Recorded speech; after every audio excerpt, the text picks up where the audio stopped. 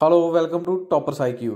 India ने 2 nuclear disarmament resolutions को United Nations में स्पॉन्सर किया और finally United Nations General Assembly ने उस 2 डिसआर्मामेंट रेजोल्यूशंस को अडॉप्ट कर लिया है। तो आज हम देखेंगे वो कौन से 2 डिसआर्मामेंट रेजोल्यूशंस हैं और इसका इंडिया और बाकी और भी देशों पर क्या इम्पैक्ट पड़ेगा। तो चलिए शुरू करते हैं। इस लेक्चर की PDF आप हमारी वेबसाइट toppersiq.com से ले सकते हैं। द इकोनॉमिक टाइम्स का article United Nation adopt India sponsored resolution on nuclear disarmaments. United Nations का 75वां सेशन जो कि 3 नवंबर को हुआ, उसकी जो फर्स्ट कमेटी थी यूनाइटेड नेशन जनरल असेंबली ने उसे इंडिया के 2 रेजोल्यूशन को अडॉप्ट कर लिया और इन रेजोल्यूशन को फुली इंडिया ने स्पॉन्सर किया ऑन न्यूक्लियर डिसआर्मामेंट। और जो न्यूक्लियर डिसआर्मामेंट रेजोल्यूशन है जिन्हें इंडिया ने स्पॉन्सर किया उसके अधीन reducing nuclear danger and convention on prohibition on the use of nuclear weapons ने भी ऐड किया गया।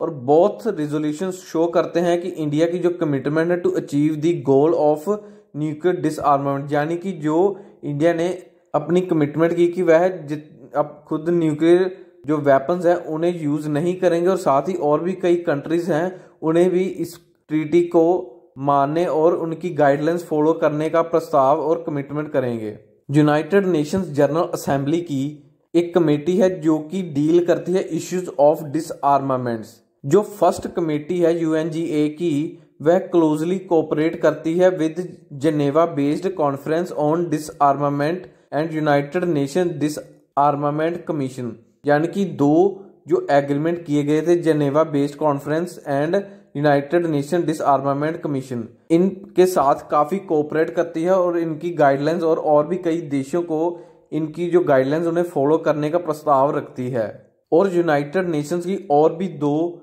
बॉडीज हैं जो कि न्यूक्लियर डील के इश्यूज पर वर्क करती है। पहला रिजोल्यूशन देखें तो resolution on prohibition of the use of nuclear weapon, इसे 1982 में साइन किया गया और इसे treaty on the prohibition of nuclear weapon भी कहते हैं। इस ट्रीटी को 1982 में इंडिया ने यूनाइटेड नेशन जनरल असेंबली के सेशन में प्रस्ताव रखा था, इस ट्रीटी को पेश किया था। इस ट्रीटी के अधीन कॉन्फ्रेंस ऑन डिसआर्मामेंट के प्रोविजन पर यानी कि एक बैठक संगठित की जा सकती है और इस बैठक में सभी देश मिलकर एक नेगोशिएशन करेंगे कि इंटरनेशनल कन्वेंशन कि हम जितने भी न्यूक्लियर वेपन्स हैं या उनके थ्रेट्स हैं उन्हें हम बैन करें और उनको कम से कम यूज करें। यानी कि अगर हम किसी इलेक्ट्रिसिटी उत्पादन में इस न्यूक्लियर टेक्नोलॉजी को यूज करते हैं तो उन्हें काफी गाइडलाइंस फॉलो करके यूज करें। और यूनाइटेड नेशंस के मेजॉरिटी जो मेंबर्स थे उन्होंने इंडिया के इस प्रस्ताव को स्वीकार किया।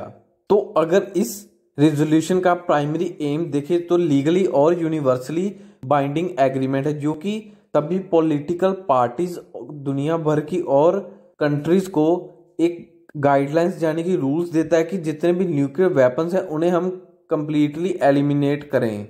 सेकंड जो कि resolution for reducing nuclear danger, इसे 1998 में यूनाइटेड नेशन जनरल असेंबली के में टेबल किया गया, यानी कि प्रस्ताव उसमें पेश किया गया। और इस ट्रीटी का मेन फोकस है कि कहीं भी अगर न्यूक्लियर वेपन को एक्सीडेंटली और अनइंटेंशनली यूज किया जाए उस पर बैन लगाना और साथ ही जो सभी कंट्रीज की अपनी न्यूक्लियर डॉक्ट्रिन है उसे भी वह चेंज करें और जहां उसे रिव्यू करें। और इन्हीं स्टेप्स के कारण जितना भी न्यूक्लियर वेपन का जो रिस्क है उसे रिड्यूस कर सकते हैं। मगर इन सब के बावजूद यूनाइटेड नेशंस के सामने काफ़ी चैलेंजेस होते हैं क्योंकि कई कंट्रीज होती हैं जो न्यूक्लियर वेपन को यूज़ करती हैं और इनकी गाइडलाइंस फॉलो नहीं करती। जैसे अगर हम नॉर्थ कोरिया की बात करें तो वह ओपनली काफ़ी न्यूक्लियर टेस्ट कंडक्ट करता है। तो यूनाइटेड नेशंस के चैलेंजेस देखें तो 2 मेजर जो कि कंट्रीज हैं United nation states of America और चाइना। अमेरिका की फॉरेन पॉलिसी है कि जो अमेरिकन नागरिक हैं वह हमारे लिए सबसे पहले हैं, यानी कि अगर हमें उनकी सिक्योरिटी के लिए न्यूक्लियर को यूज़ करना पड़े तो हम किसी भी समय उसे यूज़ कर सकते हैं। और दूसरा जो यूरोपियन पार्टनर्स हैं यानी कि कंट्रीज और यूनाइटेड स्टेट्स ऑफ अमेरिका, उन दोनों के बीच जो तनाव बढ़ रहे हैं कई कंट्रीज में, उनके कारण संयुक्त राष्ट्र के सामने काफ़ी चुनौतियां हैं। मगर यूनाइटेड नेशंस ने कुछ रिकमेंडेशन भी प्रस्ताव रखी जो कि एक नॉन बाइंडिंग है। यानी कि यूनाइटेड नेशंस का कहना है कि कई ऐसे देश हैं जो यूनाइटेड नेशंस की जो बाइंडिंग या कोई उनके गाइडलाइंस है उन्हें फॉलो नहीं करती, तो इसके कारण संयुक्त राष्ट्र को काफ़ी दिक्कतों का सामना करना पड़ता है। और जैसे देखें तो वर्ल्ड बैंक और IMF, उनमें भी काफ़ी चाइना अपनी डोमिनेंस इंक्रीज करता है। और अगर रिसेंटली देखें तो यूनाइटेड नेशंस में कुछ फाइनेंशियल क्राइसिस भी आए थे। अगर अमेरिका की बात करें तो डोनाल्ड ट्रंप ने पैंडेमिक के समय जो वर्ल्ड बैंक, WHO और भी कई सदस्य को जो फंडिंग है उन्हें रोक दिया है। और चाइना की बात करें तो वो भी यूनाइटेड नेशंस को अपनी फंड प्रोवाइड नहीं करता। और इन सब के बावजूद United Nations peace keeping operations है उन्हें भी यूनाइटेड नेशंस स्पॉन्सर करता है। उस पर भी काफ़ी उनके जो एसेट्स हैं जो यूज़ हो जाते हैं, तो उनके कारण उनके पास जो फंड्स होते हैं जो कम होते जा रहे हैं। और यूनाइटेड नेशंस में काफ़ी रिफॉर्म्स भी लाए गए।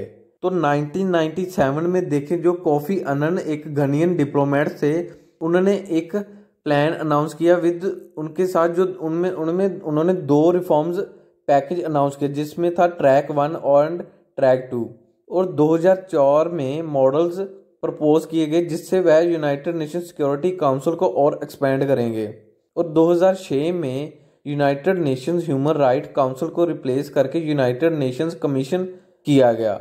और रिसेंटली भारत के प्रधानमंत्री नरेंद्र मोदी ने भी काफ़ी यूनाइटेड नेशंस में रिफॉर्म्स लाने का प्रस्ताव रखा कि इस समय इंडिया को भी एक परमानेंट सीट की ज़रूरत है।